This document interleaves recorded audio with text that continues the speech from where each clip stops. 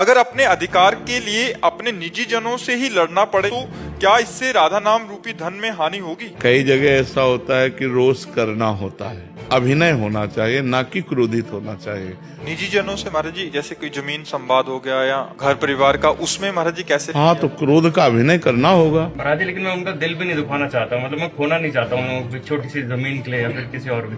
हाँ, तो छोड़ देना चाहिए, फिर उस विषय को ही छोड़ देना चाहिए कि आपको जो लेना है आप ले लीजिए और शांति से रहिए, आनंद से रहिए। पर कहीं कहीं ऐसा होता है कि अगर ज्यादा छोड़ते चले जाओ तो आपको ज्यादा परेशान कर सकते हैं। जैसे आप छोड़ दिए, अब अगले पॉइंट पर आपको कृपालु नहीं मानेंगे कि आपने कृपा की, वो अगला कदम उठाएंगे। फिर छोड़ दिया तो फिर अगला कदम उठाएंगे। और जब पहले ही कदम पर न्याय पूर्वक आप अपनी संपत्ति को ले सकते हैं। नहीं, आपका भी परिवार है, एक मर्यादा तक है, खाओ पियो आनंद से रहो, परिवार के हो या निजी जन हो। इसके बाद मर्यादा से अगर अतिक्रमण, तो फिर ऐसा भी होना चाहिए कि अगर हम बहुत सीधे बन जाएंगे तो बहुत हानि होती है, फुसकार की जरूरत होती है। अगर फुसकार की जरूरत ना हो तो आपको लोग बेवकूफ मानेंगे, आपको लोग पागल मानेंगे, आपको आपकी दयालुता और कृपालुता को आपको बुद्धू मानेंगे लोग। संसार का ऐसा क्षेत्र है, इसमें ज्यादा कृपालुता और दयालुता नहीं दिखाई जाती, इसमें धर्म पूर्वक निर्णय किया जाता है। हाँ, कहीं ऐसे ठीक है, आप ले जाओ, खाओ पियो, लेकिन अगला कदम अगर उनका बढ़े तो फिर उसका विरोध होना चाहिए, क्योंकि परिवार है। अगर ऐसे होगा तो बहुत ही विचित्र है। वो चाहते हैं हमारा विरोध करो, तो जो ऐसे चाहने वाली क्रिया करे, पुरस्कार करना चाहिए, अंदर से क्रोध नहीं करना चाहिए। देखो, भगवान ने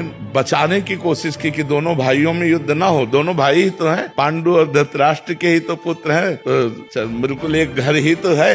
लेकिन फिर विनाश हुआ, पूरे कौरवों का विनाश हुआ। अगर हमें जरूरत पड़े तो दया करना चाहिए और जरूरत पड़े तो कठोरता भी करनी चाहिए।